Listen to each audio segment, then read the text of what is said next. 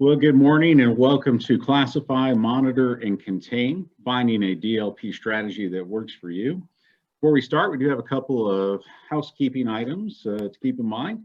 Everybody is muted, so there's no background noise. There's a Q&A window that is available for use for any questions or comments that you may have during the course of this webinar. In addition to introducing our guests, I'll also serve as a moderator and also interject a few things here as well. There'll be time available after the webinar to ask any questions that you may have, and we'll either answer them during the course of the webinar if they come up, or we'll get you in touch as well with LAM Tech, especially if they're pertinent to your agreements. In addition to our live webinar, we'll also provide a link to the recording should you want to review what you learned today or want to share your knowledge with another person in your organization, or even want to show someone you may refer LAM Tech to. Now, without further housekeeping items, we'll get officially started. Good morning. Again, I'm Doug Sokolowski, the account manager for LAM Tech. We welcome you and thank you for your time today.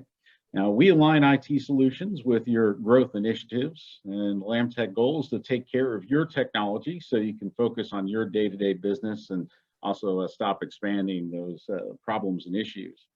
LAM Tech offers managed services to maintain your security, help desk support, consulting, as well as data recovery, along with backup services. Today's theme is looking at data loss prevention and questions you should consider about securing your data. There's a lot to consider on the best defense for your network, and we help formulate a strategy for that here at LAM Tech. We have a special guest speaker today in our first webinar of 2022 to discuss this topic best. He's one of our great LAM Tech partners from Trend Micro. Brandon Kirkpatrick. He's a sales engineer with Trend Micro. He has a diverse background in not only cybersecurity, but in IT infrastructure and solutions architecture. The real-world experience from consulting has a unique perspective on the goals and challenges that businesses face at all sizes and scopes. Without further ado, let's welcome Brandon here this morning. Good morning, Brandon.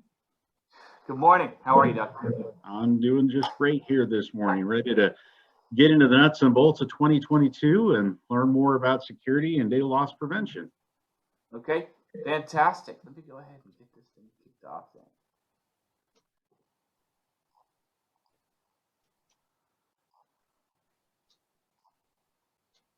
All right, let me share. You guys seeing my screen okay here? Just a little intro. We can see it, Brandon. Okay, fantastic. Yes, thank you, Doug. Like you said, my name is Brandon Kirkpatrick. I am an inside sales engineer at Trend, background in consulting, managed service, all sizes of companies. Today, we're discussing specifically data loss prevention or data loss protection, as sometimes it's called. And a lot of times when we think about cybersecurity in general, we're thinking about attackers, we're thinking about malware and viruses and someone getting their account compromised and getting their information stolen and things like that.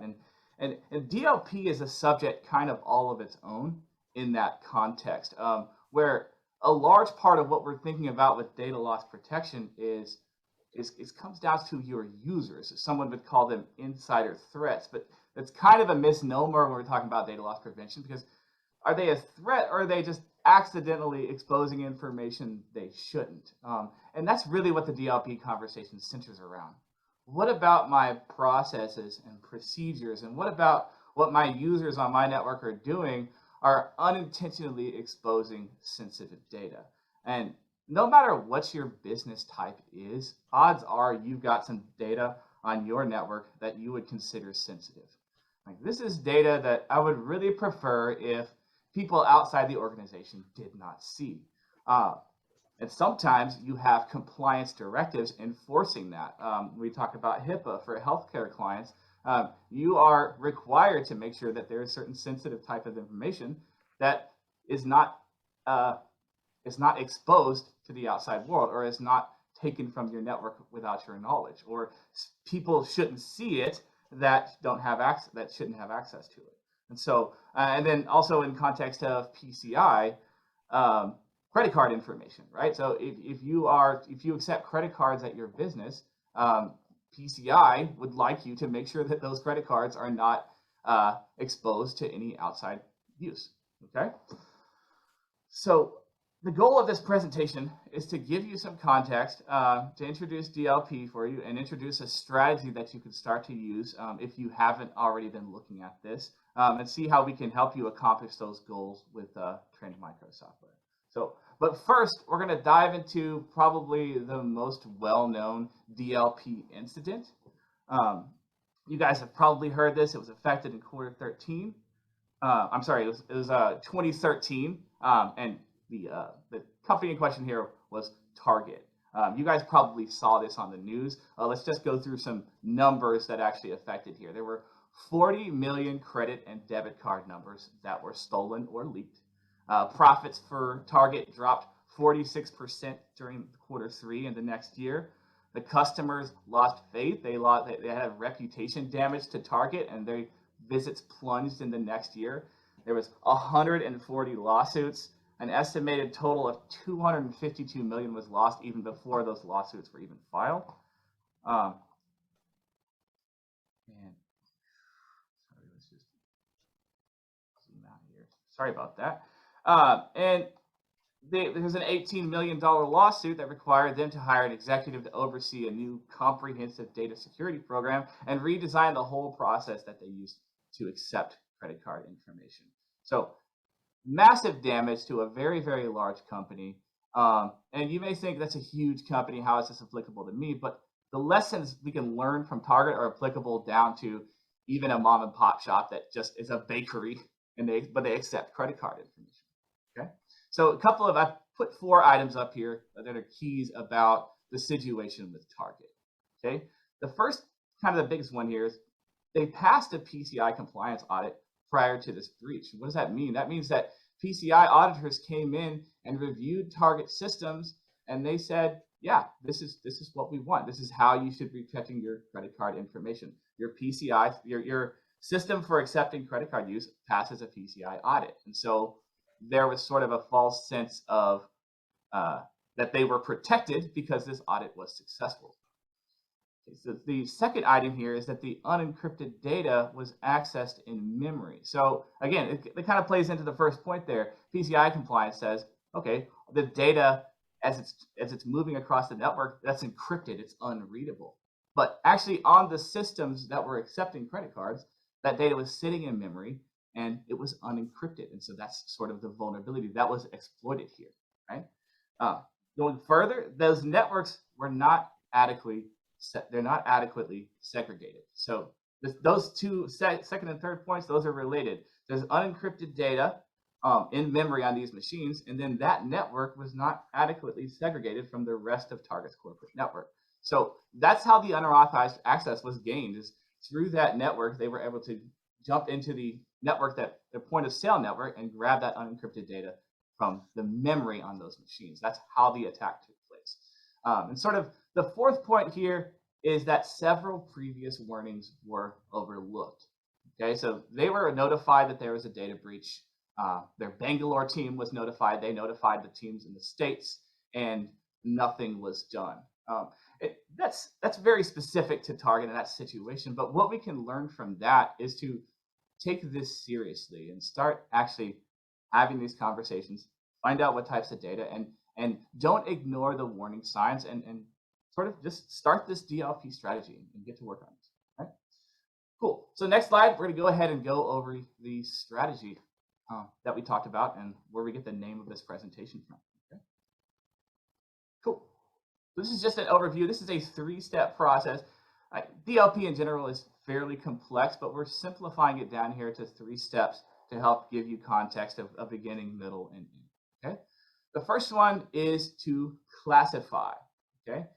And the question that we're asking ourselves when it comes to classification is, what types of data are we concerned with? And so this is where we're going to ask ourselves, go through our file storage, any files accessed by our employees, and say, what's sensitive about this data? Are there credit card numbers in this data? Do we contain personally identifiable information for our clients, things like social security numbers or addresses, phone numbers, things like that? Do we have customer account numbers that we wouldn't want exposed? Are there proprietary assets that, if stolen from this network, could cause damage to our reputation, or it could cause even competitors stealing information, things like that? So what types of data and where does it sit? Does it sit on a file server?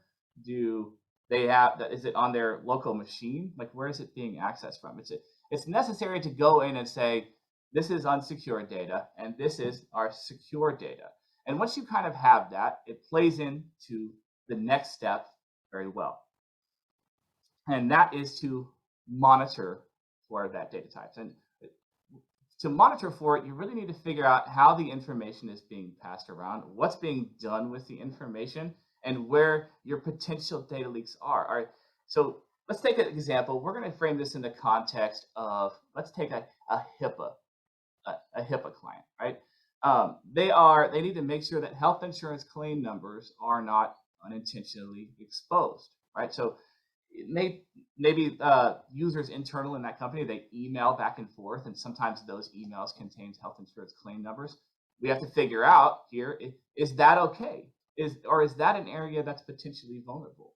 Are they uploading or downloading files that would contain this information as well? Just Excel documents that contain, health insurance claim numbers or other customer information. Like, is that okay, or is that not okay? So what we're identifying here is, here's our sensitive information.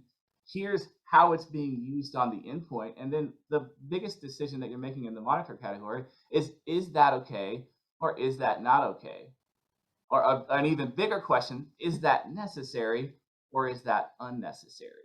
Are we leaving ourselves unnecessarily exposed, right? And so you begin to ask those questions, and you might find things in your process and your procedures that are done every day that you don't think about. The user's, okay, whenever this happens, go ahead and fill out this form and put it here. Well, that whole process leaves something unintentionally exposed, or it leaves it to where users that shouldn't have access or don't need access to it they have access. And so that's something that we want to identify in the monitor category. We want to find out how data is moving around in between the endpoints and the servers, how it's accessed remotely, how it's accessed in the cloud applications like Office 365 and SharePoint and OneDrive. Where is all that data going, and where are we unintentionally exposed? Okay. And then the last category that we have here is to contain that. Okay. So this is when we take steps to mitigate this unintentional exposing of data that we would consider sensitive. So we've already classified what we consider sensitive. We've found out how that sensitive information is moving around, and then now we will contain it. And you can do this in a lot of different ways. I'm going to show you how we can do it with WorryFree services from Trend Micro. But there's a ton of different ways you can do it. You can implement processes and procedures that make your users a little bit more aware of how they're unintentionally exposing data. You can change processes altogether. Hey guys, no longer, please do not save this in the T drive anymore. I'd like you to now move this S drive because it's more closely monitored. Less people have access to it. Things like that. Little small changes can make sure that, again, data is not unintentionally exposed. Okay.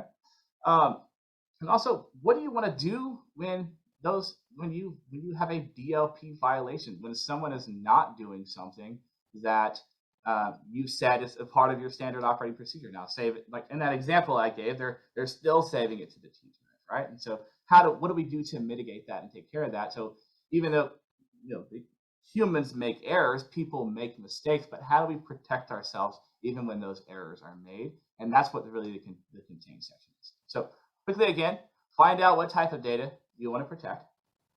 Find out where that data is moving around and where you are potentially vulnerable. And the last step here is to contain that and find ways to mitigate that. Okay.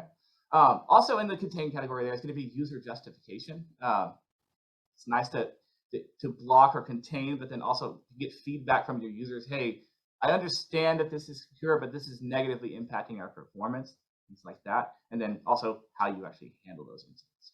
So yeah, that's pretty much, it seems, again, overly simplified here, but that was kind of the goal here. I think the first step there in classify is probably one of the most important to have some internal meetings with your staff and talk about where your data is sitting and what types of data you don't want exposed. So typically a couple of meetings internally about that, you'll have a good handle on that. And that really drives the next two steps. Okay.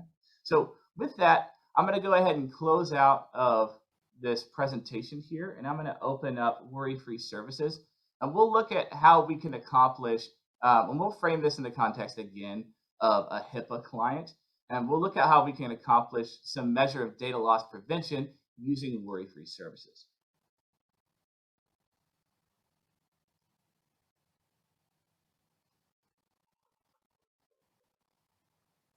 Bear with me here. All right. It may have timed out on me, so I'm gonna okay, we're good here. So this is WorryFree Services. It's an endpoint protection. It does a lot of different things: antivirus, web reputation, device control, application control. But one of the things that it also has on every single endpoint as a part of its policy is a DLP policy that can be configured. So if I open up my group here, and I'm going to configure this policy, we're going to look at the data loss prevention module underneath the data protection section. Go ahead and turn it on. And what we're saying here, we've already been through the first two steps. We've already classified that here's my HIPAA sensitive information, and we've identified that we're actually storing it. It happens on local machines, but what we want to do is prevent that information from making its way outside of the local area network. So in our example here, it's okay for users to pass potentially sensitive information inside the LAN. That's normal. That's a part of our regular standard operating procedure. We have mitigation in place to prevent unauthorized access to that network. But what we want to do is we want to prevent data from leaving the local area network, leaving like the actual business and making its way to another subnet or some unauthorized subnet that we don't know about, right? So go ahead and add a rule to that. So I will call this rule HIPAA. That's because that's what we're concerned with, right? And then if you look here in WorryFree, I actually have a HIPAA template already. So if I click on that, these are the actual data types that we're looking for. And what this is capable of doing, like just like you're able to look at a number on a screen and go, okay, that looks like a social security number, or that looks like a credit card number, or that looks like a health insurance claim number. This module is able to do the exact same thing. It recognizes that data type as it moves across the network, okay? And so what we're saying here in this template is to look out for these specific data types, okay? Very long list here. HIPAA is concerned with a lot of different things, okay? So that's what we've said. This is what I want you to look for. Anything contained in that HIPAA template, okay?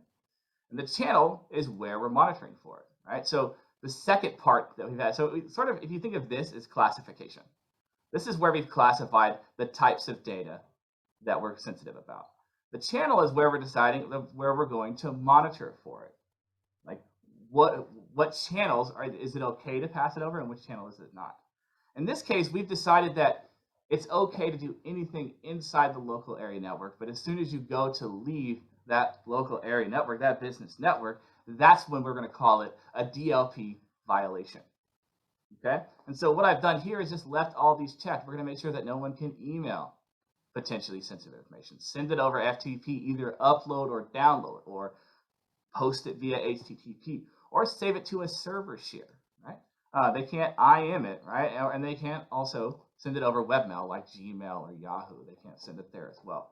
And then also system and application, right? And this is where we're kind of making different decisions. We said it's okay within the local area network, but then how about printing? Is that all right? Is it okay for users to print those documents? Is that something that they do as a part of their standard operating procedure? If they do, is that necessary? Do they need to print those documents? Right. These are some questions that we're asking. And if you decide ultimately that no, users should not be printing information that could contain potentially sensitive data, then you leave this checked. Right? Same thing with removable storage. Is it okay for it to move into flash drives? Probably not. Probably not a good idea. That can go in someone's pocket. That can leave. So we'll leave that checked, right? Windows Clipboard. Maybe people are doing Excel spreadsheets or they're doing some sort of documentation where they have to move information around and it might be necessary. So We talked to our users. They talked about their day-to-day processes, and we decided that the Windows clipboard, that's okay. It's okay for you to highlight and copy data into the clipboard. Okay, and these other ones here, like data recorders, probably not. Cloud storage, probably not a good idea to save customer-sensitive information into your Dropbox or your Google Drive, something like that. And so, again, this is where the monitor conversation comes up. Where is this data moving around? What's okay and what's not okay? Okay? And you'll notice here underneath the network section that I've selected only transmissions outside of the local area network. So what we're saying is none of this is okay if it leaves the local area network. If it stays inside, you guys can email it all day. You can transfer files between each other. You can save to the server share. You can, well, webmail is not really out. That's going to be outside of the local area network anyway. But again, if any time this data goes to leave the local area network, that's going to be a DLP violation. Okay, so we've kind of set what we're looking for. We've classified our data. We've gone to the channels and we decide where we're going to look for that data, what's okay, what's not okay, according to our processes.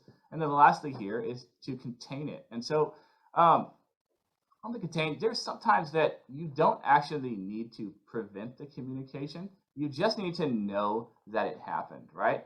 And so that's why this action here, pass and log, like you don't necessarily need to prevent that FTP. You don't necessarily need to prevent that email from going out.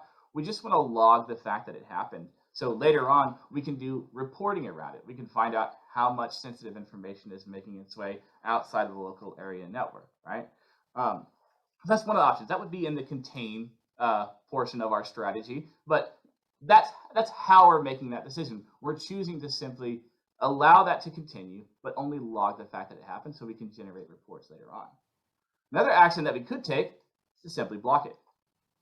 So user emails something out of Outlook. That email contains a health insurance claim number that is scanned by the DLP engine. DLP engine finds that health insurance claim number. It will prevent that email from going out.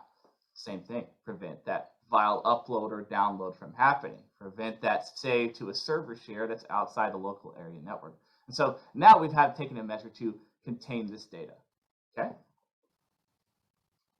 You can also do this in our cloud services with Cloud App Security. It's the same DLP engine at work there. And so particularly, I think if you're HIPAA or PCI, there's a lot of stuff that's just built in to WorryFree services and the suites around it that you can easily implement DLP on your endpoints, on your Office 365 implementation, and then even on your outbound emails, you can do things like if it contains a health insurance claim number, take the encrypt action so that email is encrypted. So there's a ton of different ways we can do it. All this stuff can be individually tailored to you.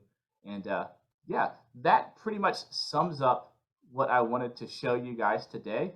I guess we leave it open now to any questions or. Hey, Brandon, we've got a couple different things. This is Okay. George. Can you go back to the slide on the DLP strategy overview? Because that is really key for our audience.